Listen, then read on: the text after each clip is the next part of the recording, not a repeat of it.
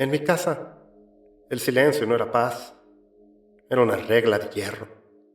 A las 4 de la tarde, cuando la sombra de la cordillera empezaba a estirarse sobre la llanura como una mano negra, yo ya sabía lo que venía sin necesidad de que nadie me dijera una sola palabra. Me bastaba escuchar el crujido de las botas de cuero rústico de mi padre y el roce pesado de las faldas de paño negro de mi madre para ponerme en marcha. Yo apenas tenía 10 años y caminaba siempre 3 pasos atrás, como si fuera una sombra obligada a seguir sus talones. Desde esa distancia, la espalda de mi padre parecía un muro inquebrantable, una silueta enorme que me tapaba el horizonte. Sabía perfectamente que la curiosidad en mi boca era un pecado que se pagaba caro, con el dolor del látigo y el ayuno. Así que había aprendido a tragarme las preguntas antes de que me quemara la lengua. En ese tiempo, los niños éramos mudos del mundo, nada más. El camino hacia el pueblo era un camino de tierra suelta en la montaña, abierto a la fuerza por las pezuñas del ganado y las ruedas de las carretas. A esa hora, el aire se volvía afilado y me cortaba la cara. Traía un olor denso a niebla, eucalipto machacado y a la tierra húmeda que empezaba a congelarse. El único recordatorio de que el mundo seguía vivo era el rugido del río, allá abajo, esperando bajo el puente de palo. Cruzar ese puente siempre me daba escalofríos. La madera vieja crujía bajo mis alpargatas y entre las rendijas de los troncos mal unidos yo podía ver el agua negra pasar con una velocidad violenta, como si quisiera arrastrar los secretos de la montaña hacia la llanura. Cruzar el río significaba dejar atrás la seguridad de la vereda para entrar en el territorio de los hombres, en el pueblo. Llegamos a la plaza cuando las campanas de la iglesia empezaron a doblar, llamando a la misa de 6. Para mis ojos de niño, que no entendían de culpas, de milagros, mucho menos de pecados, el templo parecía una bestia gris con la boca abierta. Adentro, el aire me costaba trabajo. Era una mezcla pesada de incienso barato, el sudor de las ruanas mojadas por la neblina y el olor rancio de las velas de cebo que goteaban sobre el suelo. Me arrodillé donde me indicaron, entumecido por el frío, viendo cómo las bocas de los adultos se movían en un murmullo unísono, rezando por cosas que yo ni siquiera alcanzaba a imaginar. Mi error ocurrió a la salida. En el campo, la noche no llega despacio. Cae de golpe, como si alguien soplara la última vela del cielo. A las 7, al cruzar el umbral de la iglesia, la plaza ya era un pozo de sombras apenas quebrado por el resplandor tembloroso de un farol de aceite. La marea de sombreros y ruanas oscuras se dispersó con tanta rapidez que me mareé. Me detuve un segundo. Quizás fue el reflejo de la luna en un charco de lodo, o la forma que las gárgolas de la iglesia proyectaban formas deformes sobre la pared de tapia pisada. Me distraje, un parpadeo largo. Cuando levanté la vista, la plaza estaba vacía. Las espaldas de mis padres ya no estaban al frente. Ellos, acostumbrados a que yo los siguiera por pura inercia, habían tomado el camino de regreso montaña arriba sin mirar atrás. Corrí hacia el inicio del sendero, pero la boca del monte ya estaba completamente negra. Sin una vela o linterna de gasolina, intentar subir la montaña a oscuras era una sentencia de muerte entre los barrancos y el río embravecido. Solo, temblando y con el miedo devorándome el estómago, miré hacia atrás. La plaza era un desierto de ceniza. La única estructura que conservaba una luz moribunda, filtrándose por los vitrales mugrientos, era la iglesia, la casa de Dios, el lugar más seguro del mundo. O eso era lo que siempre les escuchaba decir a los viejos. Así que, con los pies congelados y el corazón saltándome en el pecho, empujé la pesada puerta de madera que se dio con un gemido largo y volví a entrar. El aire ya no era el mismo de la misa. La calidez de los cuerpos se había esfumado, dejando un frío de cripta que se me colaba por los huesos. Sin el murmullo rezos, el eco de mis propias alpargatas contra la piedra sonaba como un disparo. Los santos en sus nichos, iluminados apenas por los cabos de la vela que se ahogaban en su propia cera en el altar, parecían observarme con ojos de vidrio, fijos, mudos y severos, estirando sus sombras deformes por las altas paredes de tapia. Un ruido me congeló la sangre, unos pasos pesados y el tintineo de un manojo de llaves enormes de hierro venían desde la sacristía. Alguien iba a cerrar. El pánico a que me encontraran ahí, a que me arrastraran ante el cura o que la noticia llegara a oídos de mi padre, fue más fuerte que cualquier otro temor. Tenía que esconderme. Mis ojos recorrieron la nave central en la penumbra y se fijaron en la estructura de madera oscura que se levantaba a un costado. El confesionario. Parecía una pequeña fortaleza de roble, un armario sagrado donde los hombres vaciaban sus almas. Pensé, con la ingenuidad de mis 10 años, que si la iglesia era la casa de Dios, ese cajón debía ser el rincón más seguro del mundo. Corrí hacia él. Abrí la cortina de paño grueso y raído que olía a aliento viejo y me metí, encogiendo las piernas contra el pecho. Al cerrarse la cortina, el espacio se redujo a mi propio tamaño. A través de la densa tela, escuché los pasos arrastrados del sacristán acercándose a la entrada. Luego, vino el sonido del fin del mundo, el crujido violento de las puertas principales al juntarse, el golpe seco de la enorme tranca de madera que cruzaba el portal y el chirrido metálico del cerrojo de hierro al girar. Un instante después, una corriente de aire frío recorrió el templo. El hombre había soplado las últimas velas. La poca luz que se filtraba por los vitrales mugrientos se apagó de golpe y la oscuridad se volvió tan densa que dolió. Me quedé ciego en un segundo. Dicen que cuando pierdes la vista, los demás sentidos se afilan para salvarte. Pero yo hubiese preferido 1000 veces quedar sordo esa noche, porque en ese vacío negro, cuando el silencio del templo cerrado debió ser absoluto, la madera del confesionario empezó a vibrar. Al principio fue un crujido sutil, una pulsación que me recorrió la espalda a través del respaldo del asiento. Pero pronto, la madera no fue la única en despertar. Fuera de la tela de la cortina, la nave central de la iglesia se convirtió en un nido inexplicable. Escuché al arrastrar pesado de pies descalzos sobre la piedra fría, pasos rápidos como de alimañas grandes que corrían de un extremo a otro del altar. Los bancos de roble, densos y pesados, crujían con violencia, quejándose bajo el peso de cuerpos invisibles que se sentaban y se ponían en pie en una misa frenética y oculta. Alguien lloraba cerca del sagrario, un llanto seco, de garganta vieja, que de golpe se transformaba en una risa ahogada, burlona, que trepaba por las columnas de tapia hasta el techo. Me llevé las manos a la boca y me mordí los nudillos hasta saborear la sangre. Sabía, con la pureza certeza de la supervivencia, que si emitía un solo sollozo, lo que sea que corría allá afuera, rasgaría la cortina y me arrastraría al vacío. Pero el verdadero infierno no estaba fuera. Justo cuando creía que el mueble era mi única protección contra las cosas que rondaban la iglesia, el aire dentro del cubículo se volvió espeso y rancio, helado como el aliento de un muerto. Las vetas de la madera vieja empezaron a emitir un zumbido. No venía de la nave, venía de dentro del roble, justo detrás de mis orejas, pegado a mi nuca. Eran susurros, cientos de voces superpuestas, atrapadas en el mueble que durante décadas había tragado la podredumbre del pueblo. Eran los secretos que los hombres y las mujeres no se atrevían a confesarle a la luz del sol. Mi mente no entendía el significado de las palabras adultas en ese entonces. No entendía esas palabras que comenzaron a brotar de las tablas. Pero las imágenes se me clavaron en el pecho como astillas. Escuché la voz temblorosa de una mujer confesando haber ahogado a una criatura en el río antes de que pudiera llorar.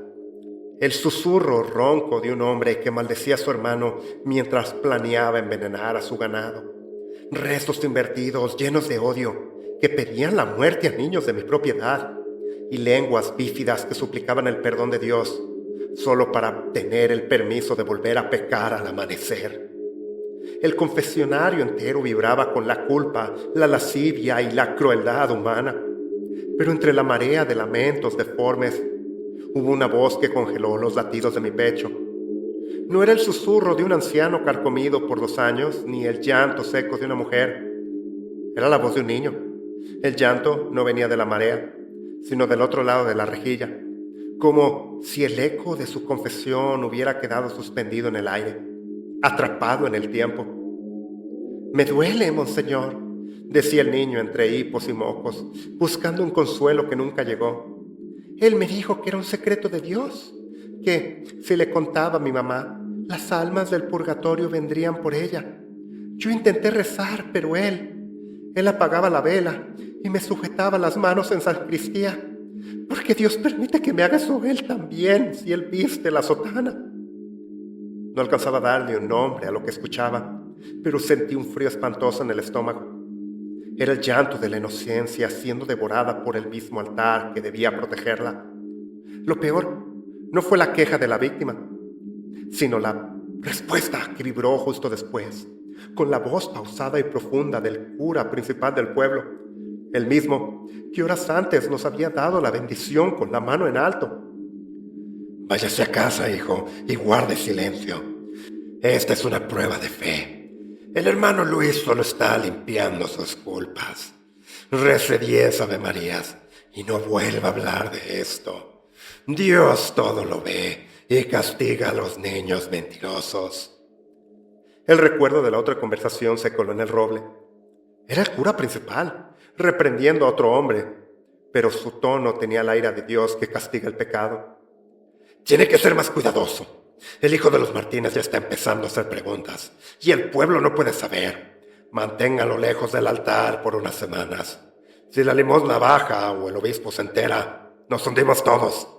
Dios proveerá otro modo, pero tenga cuidado».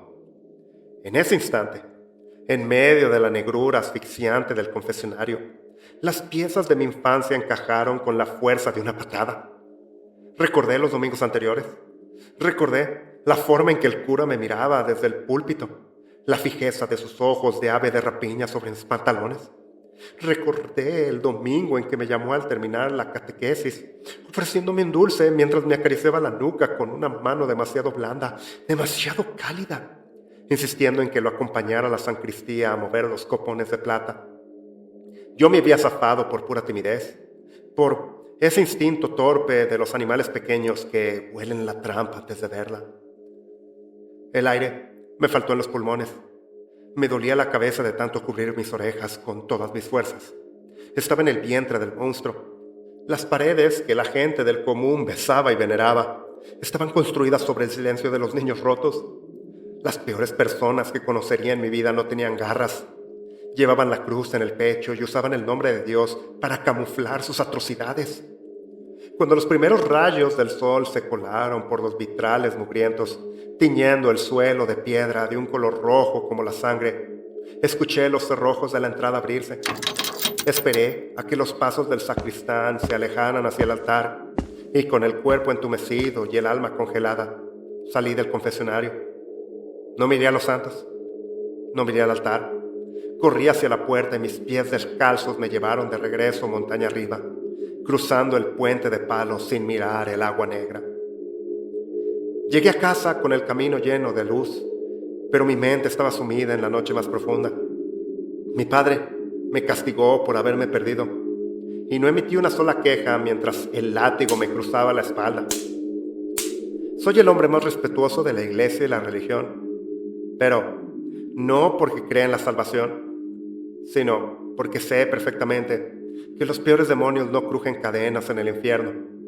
Ellos se sientan a confesar en los templos. Mi mujer, como todos nosotros, se crió con la palabra de Dios en la boca, y así crió a nuestros hijos. Yo nunca me metí en ese aspecto de nuestra vida, pero siempre estuve atento a las señales. Mis hijos no usaban pantalones cortos, y mis hijas nunca usaron falda. Éramos extraños en el pueblo que siempre nos vio vivir, y lo entendía, pero no me importaba. Nunca obligué a mis hijos a ir a misa. Y cuando nos mudamos a la ciudad, ellos dejaron de ir al templo. No los cuestioné. No sabía qué consecuencias tendría eso más adelante o cuando muriéramos todos, pero al menos eso me aseguraba que ninguno de los míos iba a terminar rogándole a un cura que no lo lastimara.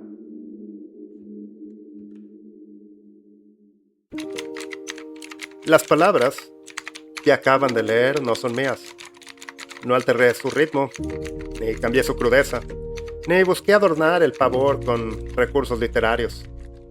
Le pertenecen a mi abuelo, Pedro. Él murió antes de que yo naciera, llevándose consigo la reputación de ser un hombre taciturno, de costas palabras, y una rigidez que nadie en la familia alcanzaba a comprender del todo. Para nosotros, su historia era una página en blanco. Sin embargo, el pasado siempre encuentra una rendija por la cual filtrar su luz. Hace poco, mientras limpiábamos un viejo arcón de madera que perteneció a la familia en la vereda, apareció un cuaderno de contabilidad de 1930.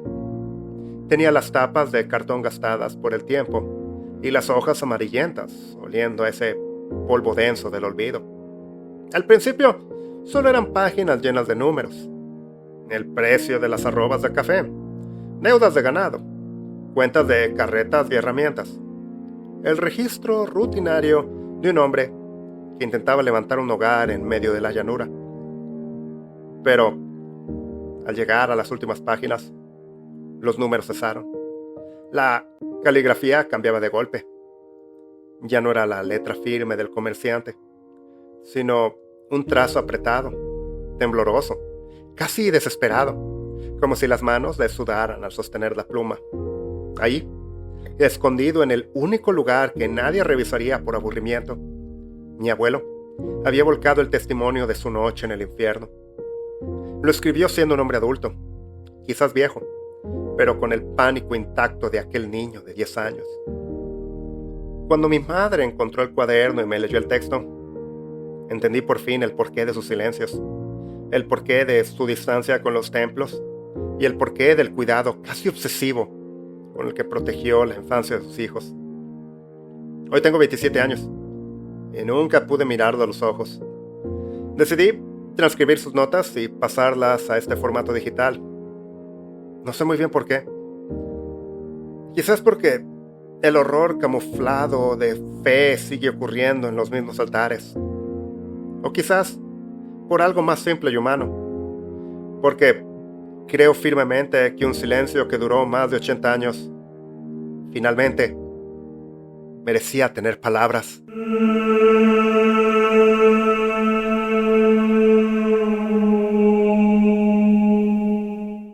Buenas noches y bienvenidos a la Estación 33, transmitiendo terror desde el sótano del planeta. Eso fue. Mi abuelo pasó una noche atrapado en una iglesia en 1910. Nunca volvió a rezar. Compartido por Gato Negro, alias Constant Damon. Ya hemos tenido dos historias de este autor en el canal y tiene un sabor distintivamente latino. ¿No les parece? En este caso, nos remontamos a el 1910 de un México rural y uno se da cuenta de que ciertas cosas nunca cambian. Creo que ninguna institución realmente puede liberarse de que ciertos elementos se filtren y utilicen el poder que es conferido para dar rienda a sus más perversos deseos.